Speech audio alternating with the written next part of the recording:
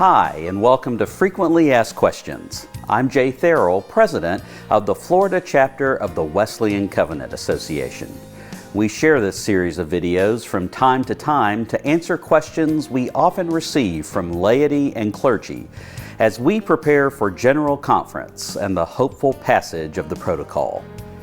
Today we'll be focusing on a question that has come up quite a bit lately. What are the methods a church can use to leave the United Methodist Church now? And should we use them? At present, there are 2 paragraphs in the Book of Discipline that would potentially allow a church to depart the UMC before passage of the Protocol. The first is found in paragraph 2553, adopted at the Special General Conference in 2019. This paragraph allows a church to exit the denomination and become independent.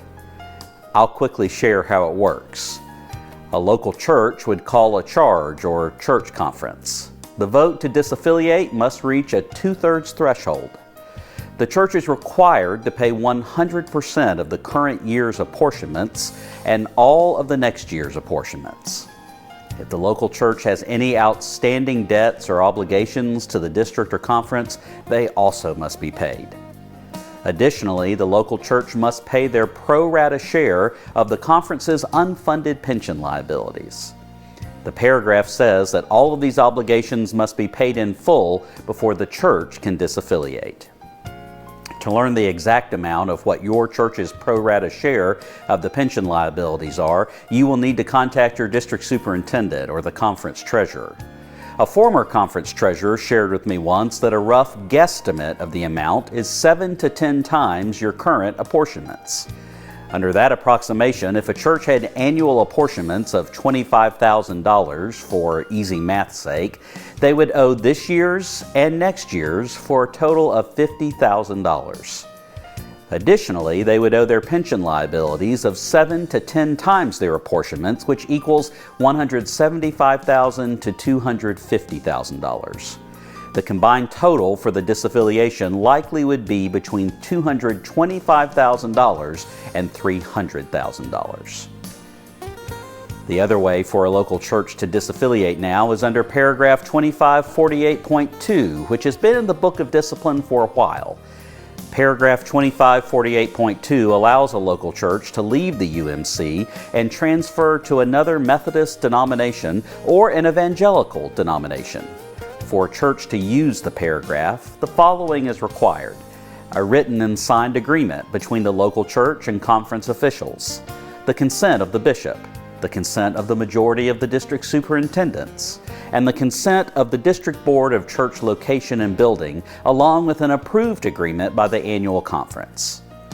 Lastly, a charge conference would need to request the action. There are no requirements for extra apportionments or pension liabilities to be paid, although it's likely pension liabilities would need to be handled in some way. As you can imagine, this could be a very attractive option to end the fighting and allow an amicable separation to occur. An agreement could even be reached between conference officials and a large group of churches, say a regional chapter of the WCA. That agreement could simply use the terms of the proposed protocol for separation. I hope you'll join me in prayer that all of our annual conferences and their leadership might consider this option. There you have it. Churches can leave now under paragraph 2553, but for most churches it requires a hefty price tag, 6 figures for most.